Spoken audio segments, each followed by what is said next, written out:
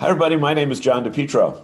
And I'm Bob Zagami with the Camper Report Show. Bob, there's so much going on to report. It's hard to fit it into the time frame that we have, but we've got all the RV news that's taking place this week, and I am going to be talking with a family that has operated a campground that has won 5 out of the last 10 years, the RVIA Campground of the Year. It's the Jellystone in Pittsburgh. Who are you going to be talking with? I got Jeff Rutherford, the CEO of Airxcel, who happens to also be the chairman of the RVIA Board of Directors. And it's going to be an interesting conversation about the dual roles that he's playing in the RV industry this year. So we've got those stories and much more coming up on this week's edition of the Camper Report Show. Stay with us, folks. We'll be right back.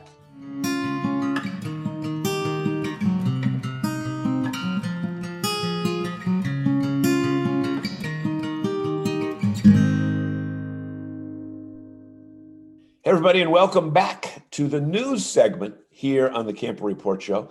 My name is John DePietro. I'm joined by Bob Zagami. And Bob, we've got some good news because we recently had some guests right here on the show that were talking about their new online magazine. And now the RV Enthusiasts first edition is ready to be viewed by people all over the world. Tell us about that. Yeah, it should be hitting everybody's email box this week. It was out for publication. Our friends Chris Doherty, Bob Livingston, Bruce Hampson, and a few more of the teams that used to work with Trailer Life and Motorhome have launched a new magazine with a technical orientation bent for consumers wanting technical information so they can work on their own rigs. And we're excited for them. They've put a lot of work into it over the last 6 months to get this thing up and running. All new format, and we'll be putting the email address down below, but it's off and running. So if you haven't got your copy, then check out that email address and get signed up for it. Right, and there's probably no other group of 4 or 5 people in the entire world that have more experience, hands-on experience with RVs than these guys. No, I think the team that they put together has got to be approaching 100 years of RV experience, and that's not Bob Livingston's age. That's the years of experience that they've put together with the many years that they've spent with Trailer Life and Motorhome, but other industry publications. Chris has written for almost every publication out there, and has a strong technical background. And Bob is the publisher, and Bruce has been reporting on these things for years. So we're very happy for him. It's a great launch. Exactly. And one of the things about, we use the term many years of experience, but one of the things that no one has any experience in the great state of Texas is dealing with the winter weather that is gripping the South right now. And it has a special impact on RV owners and RV travelers. Talk about that, because this is a once in a lifetime situation that's taking place right now. Well, we hope it's a once in a lifetime, but the Arctic winds and the cold freezing temperatures have run rampant across the country. And I saw a report this morning that the temperature in Dallas felt like 1 degree, and there's ice all over the place. And the storms just froze up the wind turbines. They shut down the power grid. There's literally almost no electricity in Texas if you didn't have a generator. But one of the things that hasn't come out in the stories yet, and I'm sure it will in our consumer and our trade publications here over the next month or so, is the impact on the RVers. People that are down there for the winter, they're snowbirding in Texas, that they probably don't have winter coats with them. They probably are not prepared for it. They never thought about it. I saw a post this morning that was absolutely scary. The woman was asking on a forum if people thought that her propane supply would last to Saturday. And then she said, I had it filled up yesterday and it's half empty. Well, yesterday was Monday. If it's half empty on Tuesday, she might make it to Wednesday. So what does she do between Wednesday and Saturday with no propane? And there are a lot of people down there. And plus a lot of the farms and the houses are heated with propane down there. And plus another issue that, in fact, we just got an email from one of our prior guests, Deb Bickford, who's a full-timer. Actually, we talked to them a year ago at this time when they were running from COVID, trying to get from Texas to Florida. So they're still full-time. And she said, we are having a rough time getting our RV winterized in Texas because they don't normally do that down there. So, you know, you've got the winterization factor, but the other issue is driving an RV in inclement weather. Folks down in Texas don't necessarily drive on a snow or ice covered highway. And when you put on the national news, virtually any channel in the last few days, you always see an RV that is, you know, especially the travel trailers, they try to stop, they can't stop, and they flip the truck over. So we've got issues there. Yep. And, you know, what do you say outside of we wish you well?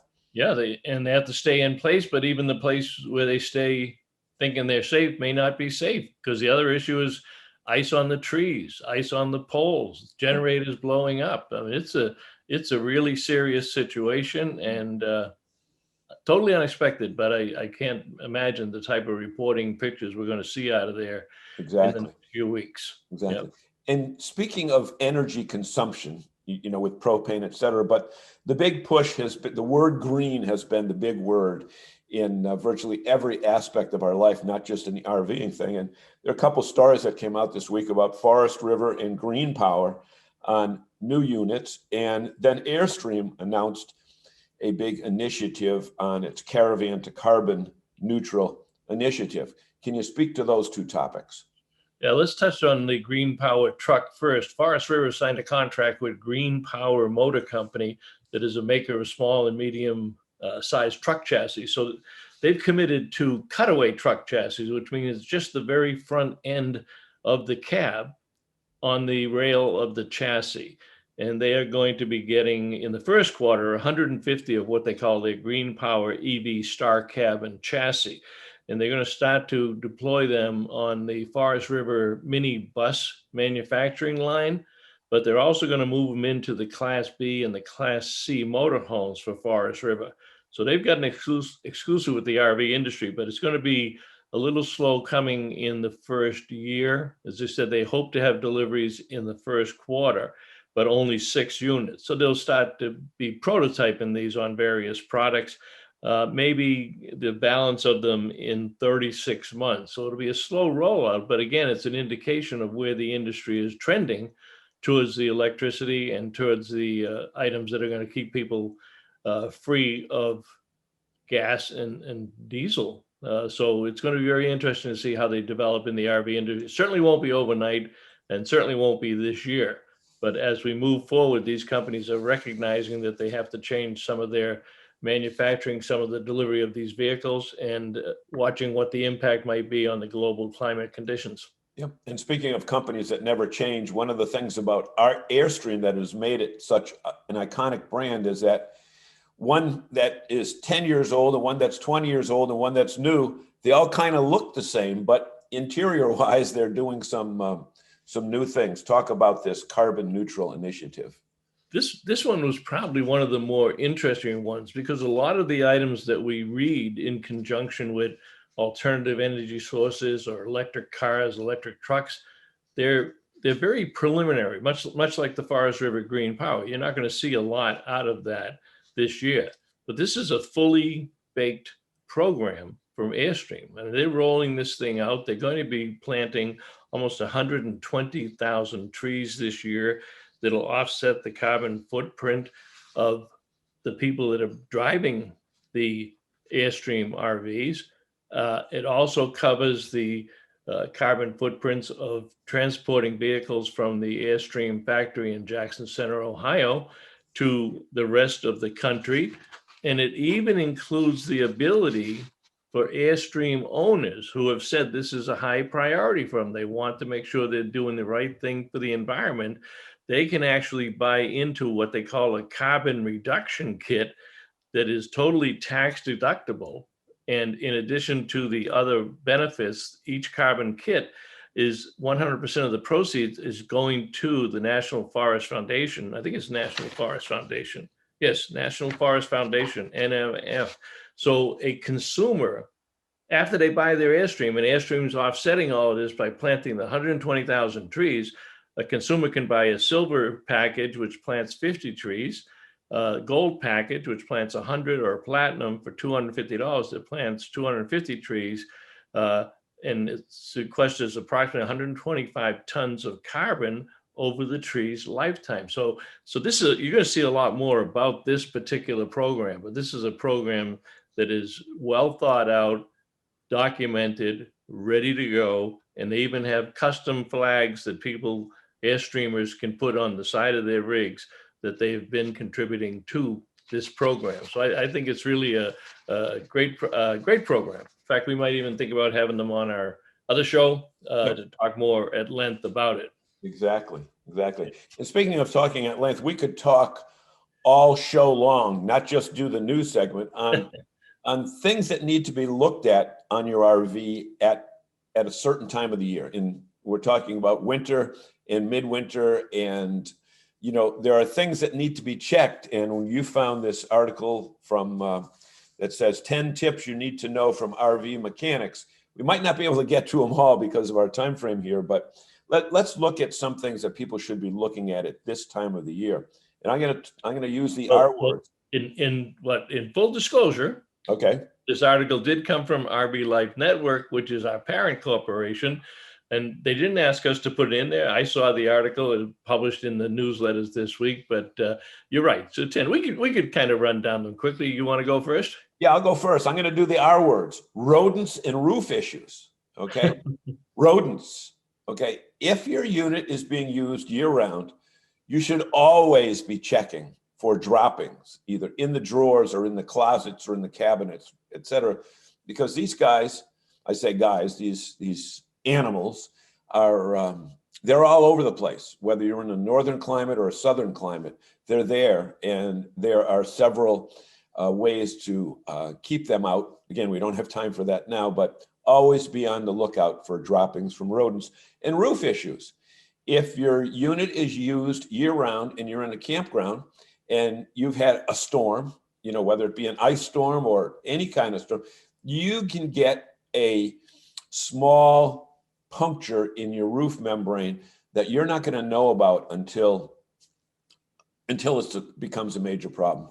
So you should always have it looked at. Now, I'm not a big fan of people over 50 years old climbing up that roof ladder and going on the roof. So bring it to your local dealership or service center and have that looked at. So there's two issues there. And by the way, when they're up there, check out the AC units as well, because you always want to look to see if there's any animals that are nesting in the units up top.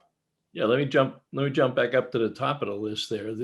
These issues, water heaters are a big issue, and these were kind of like 1 to 10. So I kind of found it interesting. Water issues, water heaters were one of the top ones that the mechanics reported on, and that a lot of these are self-inflicted. Let's face it, the people don't do the proper maintenance. The other one is batteries. That's almost always self-inflicted. The people do not understand how to use batteries, how they charge, and how they work. Then it's followed by furnaces. Furnaces are another item. They don't check for wasp nests. They don't check for cobwebs in the back. They're not familiar with the thermostats. That's issues there. And then the tires, of course, you have to inspect the tires on every trip. You have to check the air pressure. But I think the most important thing about tires is people think that RV tires are like car tires. They look to see how much tread they have left. But the fact is, RVs are driven generally much, much less than cars. And the issue with tires can rot out faster than wear out.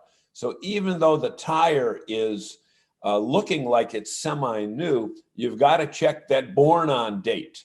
And by the way, Bob, what we'll do is we'll put the link for this entire article here so people can read all the details. But tires are the misconception that can kill you. Yep, that's right.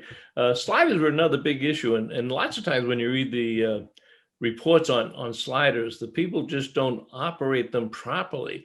They get out of balance. They don't know how to reset them. They overload them. That's a big issue. And if you do that, then you're going to have some water intrusion around the sliders if they're not taken care of properly. The other issue, and this has been for years, wheel bearings. People just think they can ride these things down the road for 5 or 10 years and never check them or never ask their dealer to check them. Wheel bearings have to be checked at least once a year and sometimes twice to make sure they're greased and make sure they're taken care of.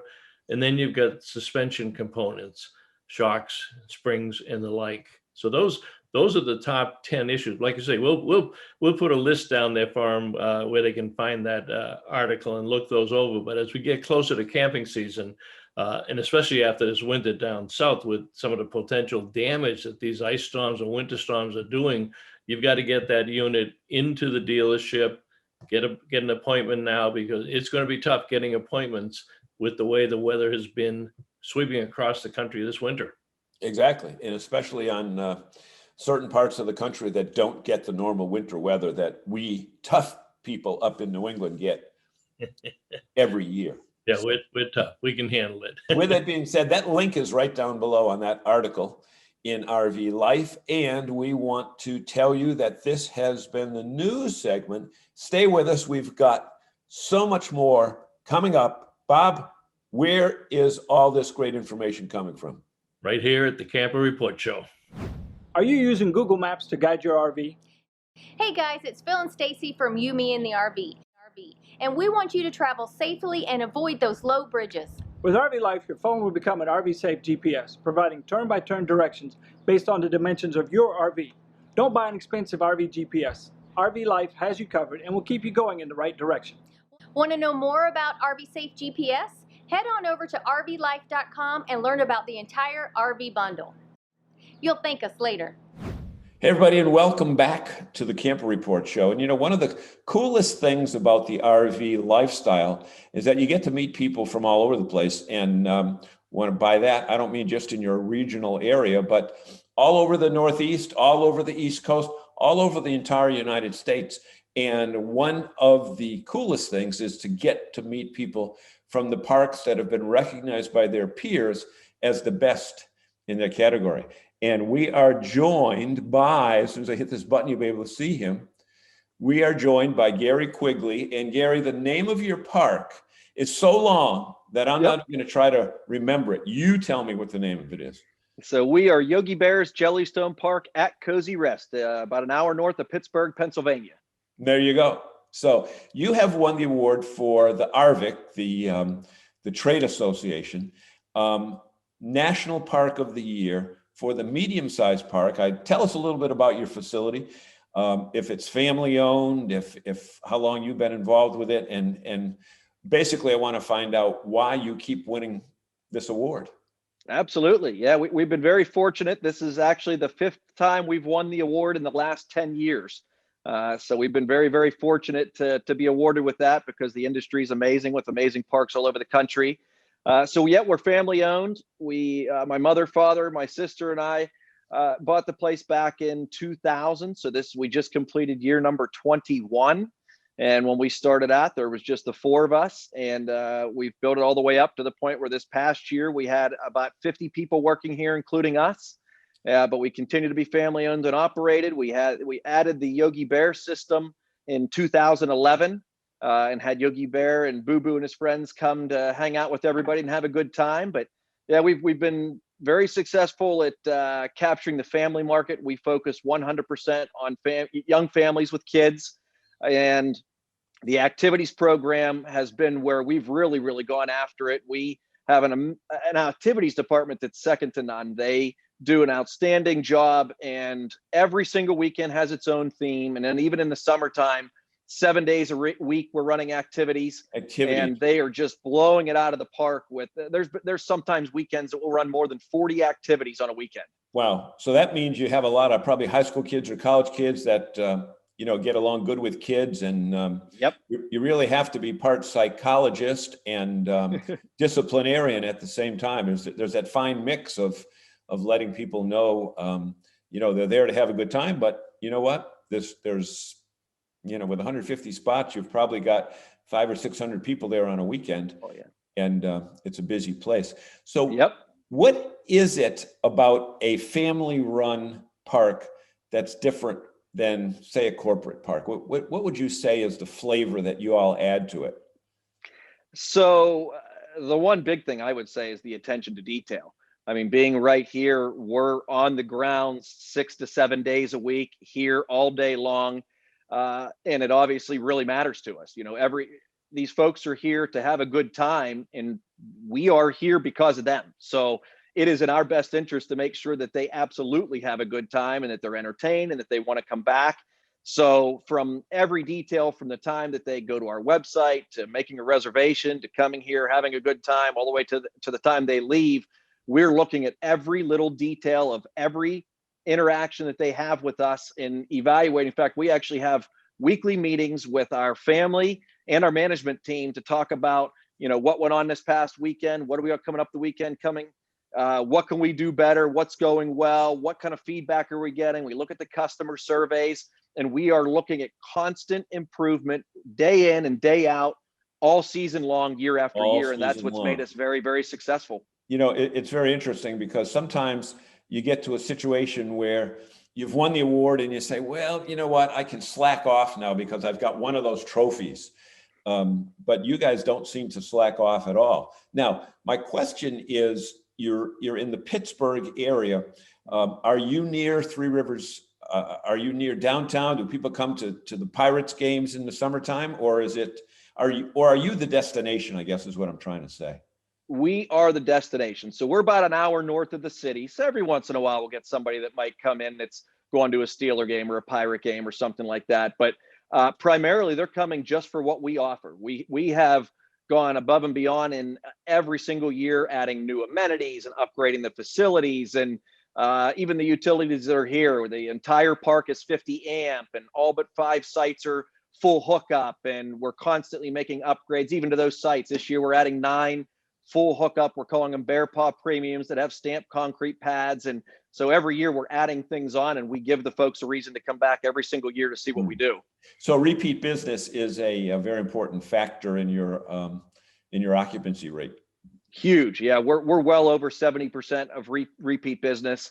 And we've always been very, very confident that once somebody comes one time, in fact, we've had people joke with us that they've come back, they've come camping here and they tell us, hey, it's the first time they were ever going camping. And we usually take some extra time to show folks either how to set up their RV or to level it or teach them how to back in or things like that. And they leave and we tell them we hope to see you again. And we've had people that have come back maybe towards the end of the season or maybe even the following season. And they've told us, they said, you ruined camping for us. And I said, what do you mean by that? And they said, well, we went 6 or 7 other places after we came to your place and nothing ever compared.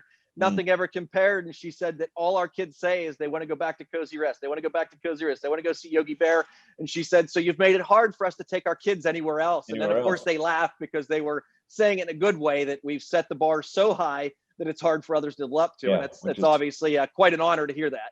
Great way to be thought of. Now, my question is, this past year, 2020, the season that just ended, saw a large number, in fact, the largest number of first-time RVers ever. Did you experience an influx of new campers during this past season? We did. So we, like I said, we're always over 70% repeat business. But this year, not only did we not lose the folks that were coming all the time, but we had over somewhere around 40% new customers this year. So it was actually huge, the number of people that just got into it. And that was both from a cabin and a camper standpoint. Folks were buying RVs, and then we, having the 2 yurts and the 19 cabins that we have, we had a ton of people that were coming out and trying it because there was nothing else, no other available options for them, and they just loved it. They were hooked the second they got here. Yeah, and it appears that more and more campgrounds are offering rental facilities for those that don't yet own an RV. But the thing that we're finding is that a lot of the people that have started off as renters turned into buyers in the next season. Then they would come back with their, whether it's their pop-up or small travel trailer, and then move up the scale to a larger one, and then sometimes a motorhome. Yep. Yeah, we're seeing the exact same thing. And a lot of times they're bringing their friends when doing that. But yeah, we've seen that exact same trend of what folks are doing once they get a taste of the cabin. And especially ours. With ours, they all have full kitchens, bathrooms, showers, heating, air conditioning, flat screen TVs. They are, really home away from home. Really roughing it. Really roughing it. Roughing it. So let me ask you this question. With a family-owned business, all the other campgrounds that I have had the opportunity to work with and stay at, when they were family-owned, the owner is very active on site. In other words, they're not sitting in the office, with 3 people away from the general public. Do you and your family members get out into the grounds and talk to the campers? Do you have a rapport with the people that have been coming for years and years? How do you run your show? Yeah, so we do. So it's changed a little bit over the 21 years, because like I said, when we started out, there was only the 4 of us. So when we started, we did every single job here. Now, obviously, with 50 people, you can't possibly do every single job, and you got to step back a little bit. But no, we're still here. One of the 4 of us, if not all of us, are here 7 days a week, in and out of the office, checking on the things going on in here, out on the grounds. And we are still doing different things from the standpoint of, if I'm out here on a Friday night and the line backs up, I'll jump on my bicycle and escort campers to their sites. Somebody has a breaker or a receptacle that isn't working, and there's no maintenance guy that's available at the minute. I'll go out and change a receptacle or a breaker or, whatever needs to be done. So no, we're still here, watching the show and making sure everyone's happy and having a good time. And we're still here. So if someone wants to talk to the owner, 99 times out of 100, they're going to be able to get a hold of us because we're right here. Yep. One final question. Talk to me and to our audience about the magic of the campfire. Yeah. So the campfire, yeah, absolutely fantastic for the family, and especially with the way things were this past year with the shutdowns and all the different stuff that was going on. Both kids and adults alike had a lot of stress. And to be able to get here and sit around the campfire together and eat and cook out and do what they do, it's something that the kids can't get. And that's, they can't get that at home. And from what we have found, and like I said, we stress real heavily towards the family activities, but we actually try to do a lot of things that the families can do together, which includes the campfire. And we do that because the kids love that one-on-one time they get with their parents, whereas usually at home, sometimes the parents are doing stuff around the house. They're still working because jobs are rarely 9 to 5 now. The kids are on their devices, and a lot of times the kids aren't leaving their bedrooms. And, when they're here around the campfire, they're getting that one-on-one connection that is incredibly valuable, and they just eat it up. And so it's, in fact, even myself, I still try to go camping once or twice a year, and I go somewhere and I take my son, and, I usually go within a 2-hour radius. So I usually run into somebody that camps at my place, and they've always asked, like, say, hey, what are you doing camping? And I tell them, I said, it's the same thing for me with my son as it is for anybody else. I said, he gets that one-on-one time. I said, and he just, every year he asks, when can we go? When do we get to go camping? When are we going? And he's almost 16 years old and still asking me when we get to go, because of the one-on-one relationship the kids can get with the parents. That's, more undivided and more attention to them. So the campfire is amazing. With your enthusiasm for the industry, and even though we're in the downtime season right now, you guys are still putting in hours every day, making that facility great, so that when April and May come, and April and May comes around and it's opening time, you guys are ready to rock. We want to thank you so much for spending time with us. And also, I want to let people know that we're talking with Gary Quigley. And Gary, the park that he's going to tell you about in just 1 second is the winner for the 5th time in the last 10 years, kind of like the Steelers with their NFC East or Midwest, whatever division they're in. But the Steelers always have a good team, winning that that conference championship. And they're located just outside of Pittsburgh. We're going to have their email and their website down below that you can take a look. And Gary, as we get ready to go, tell us once again the name of your facility. Yep. So we are Yogi Bear's Jellystone Park at Kozy Rest, and our website's pittsburghjellystone.com. And we want to thank you and let you know, folks, that you are watching the Camper Report Show, and stay with us. We've got a lot more. Are you having trouble with RV trip planning? Hey guys, we're Phil and Stacy from You, Me, and the RV. And we're here to tell you about our favorite planner, RV Trip Wizard. You can choose from over 20,000 campgrounds using filters to search for the types of campgrounds you love, like national parks or BLM, or our favorite, Army Corps of Engineer parks. You can even check reviews before you make a reservation.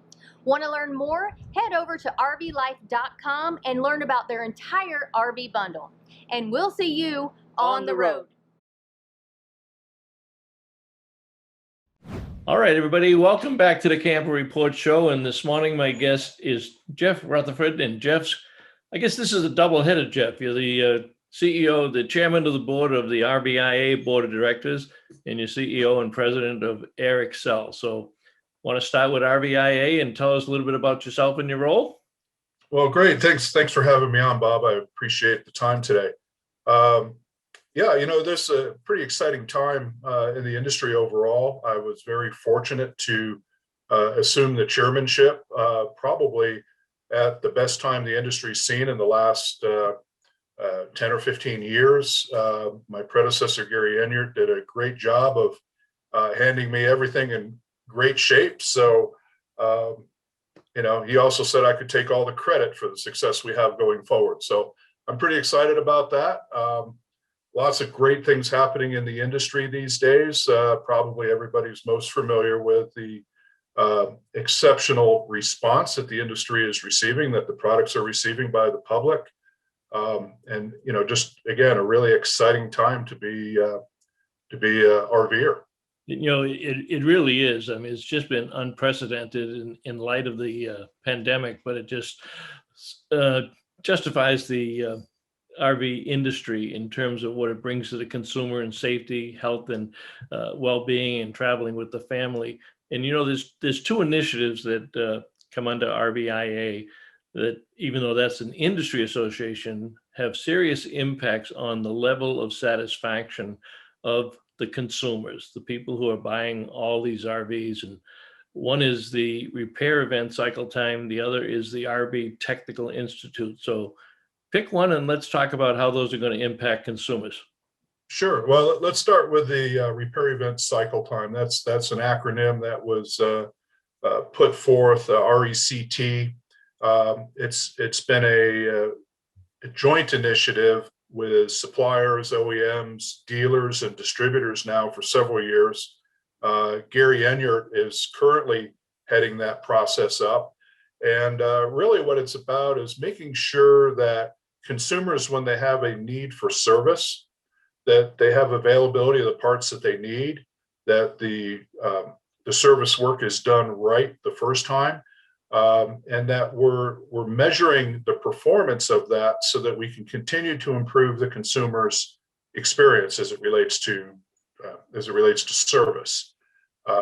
So this has been something that started, like I say, several years ago. It is currently being supported by all aspects of the industry, and really what we're trying to do is maximize getting customers in and out of a service bay as quickly as we can. Yeah, and the RV Technical Institute, under the direction of Kurt Hemmler, who's just been fantastic for the industry. I think the main reason is he came to the industry as an educator, not as an RV, or not from somebody within the RV industry, and completely transformed the way that we certify technicians, the streaming online video training that he's implemented. Tell us a little bit about that. Well, so I'll give you a little history. I've been involved in technician education now since for over 20 years. And, one of the things that has recently been brought to the industry is this RV Technical Institute that is headquartered in Elkhart, Indiana. And as you mentioned, Kurt came on a couple of years ago and has really transformed that significantly. We have a very solid, standardized curriculum for what technicians need to know in order to work on products.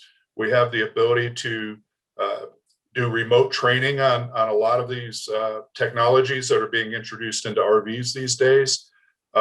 We have the ability to use a kind of a hub and spoke kind of network, so that some of the remote accredited learning centers like universities and some of the larger dealerships are able to provide training to technicians in areas outside of Indiana.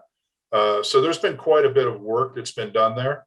In addition, the credentialing has all been updated so that people within the industry know what the technician skill sets are. They know that they've been trained. We've also been working very aggressively on recruitment to try and increase the number of skilled technicians that are available to the marketplace, and then help, once we've trained those technicians, help place them into dealerships so they can actually apply their new skills. Yeah, it's a fantastic program, and it was slowed up a little bit with the pandemic, but they've released a lot of the new programs and the online training, and I hope all of our dealers will take advantage of the benefit of this training. And like you said, they're setting up these learning center partners, so larger dealerships can train right within that, and that's going to give us more certified technicians.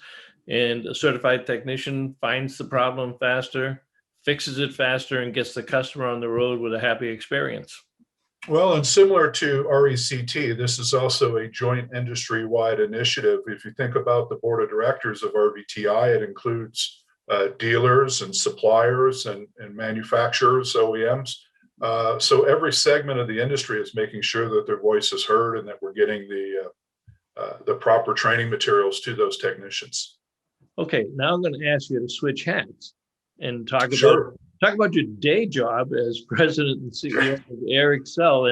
And when we talked the other day, I learned a lot more about the company that I didn't know for all my years in the industry.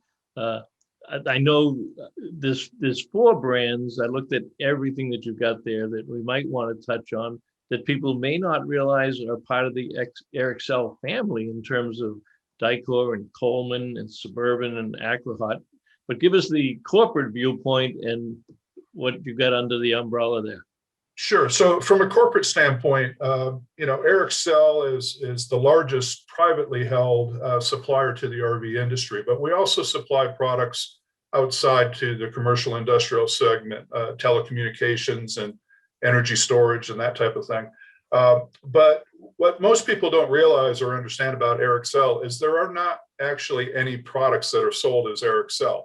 They're all sold as one of the 13 brands that fall under the larger corporate umbrella. And as you mentioned, a few, Coleman and Aquahot and Dicor, Maxxair, Suburban. Like I say, 13 brands in all. It's been a story that's been growing. This is our 30th year in business. Started as a divestiture of the Coleman Company back in 1991, and it's been growing ever since then. Recently, we've expanded into Europe. But all of these businesses still continue to operate as individual businesses, and they're founded really based on 3 pillars that I think are important. And what Airxcel does is tie those pillars together. So the first one is we're product experts in what we do. So our air conditioners are built in air conditioning plants. They're designed by people who understand air conditioners. Our gas appliances are built in gas appliance plants, engineered by people who understand gas appliances, and so on and so forth. So the idea of we're experts in what we do, not only in support of training our technicians and people on how to work those products, but also the installation of the products, their suitability for use in the application of the RV that they have.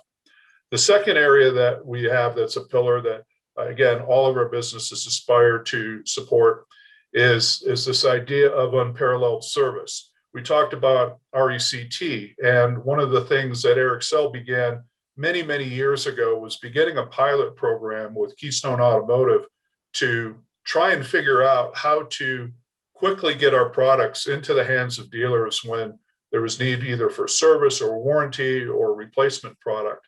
And we began piloting that program, and since then they've had a lot of success with that, expanding it to many other companies. We've expanded it as well. We started with a Coleman mock product. We then entered into the Suburban product with it. We continue to expand in this idea of unparalleled service. And then finally, our third pillar is this idea that we provide we're a committed partner to the people that we work with, whether that's an OEM, whether that's a dealer, whether that's a distributor. Our relationships are longstanding. We rely on those to work together to develop new products, to make improvements in what we do. So when we think about Airxcel and we think about the individual brands, the consumer has the advantage or the benefit of seeing this kind of larger theory applied to all of the products and all of the brands that we sell. You know, what I find amazing, just within the 4 I mentioned, the Dicor and the Suburban and the Coleman and the Aquahot, there's probably not an RVer out there that hasn't had an Airxcel product in or on their RV, and they just didn't realize it was Airxcel. Is that a correct statement? That is a correct statement. We sell something to every single manufacturer out there. It's pretty remarkable when you go back and you look at the product and you actually start going through and seeing the reach and the interaction that we have with the consumer. So as we look at this environment that we're in now in terms of the energy challenges, the climate challenges, what's on the horizon that we can look forward to? Well, I think there's a lot of things as it relates to products. I had mentioned before that Airxcel is involved in commercial and industrial products. A lot of that is all about energy efficiency. When you think about an RV, it's just a small subset of a larger ecosystem. So energy management within that is important. We're starting to see OEMs now look at all electric vehicles as alternatives for the future. Of course, the components that go into those need to support an all electric vehicle. So again, that's where some of this product expertise, I think, becomes helpful, not only for the OEMs, but also the suppliers that go along with it. When we think about environmental, RVs, you had mentioned earlier that this pandemic has really gotten a lot of people excited about using RVs for whatever they choose to do, whether it's recreation or travel with family, et cetera. But those characteristics all existed before the pandemic. The pandemic just highlighted them as being, more meaningful and more important. Similarly, relative to environment, RVers use their product outdoors. Environment is important. So, I think the RV industry, the campgrounds, the work being done through government affairs, through the Great American Outdoors Act, this is all to promote, respecting and supporting our environment. So the combination between all of these things, the evolution of our products, the use of our products, it all is intertwined. And you're so right. And Jeff, I want to thank you very much for joining us today on the Camper Report Show. We've been talking to Jeff Rutherford, Chairman of the RVIA Board of Directors and President and CEO of Airxcel. Thanks very much, Jeff, and we'll catch up down the road. Thank you. Look forward to talking to you again, Bob. All right.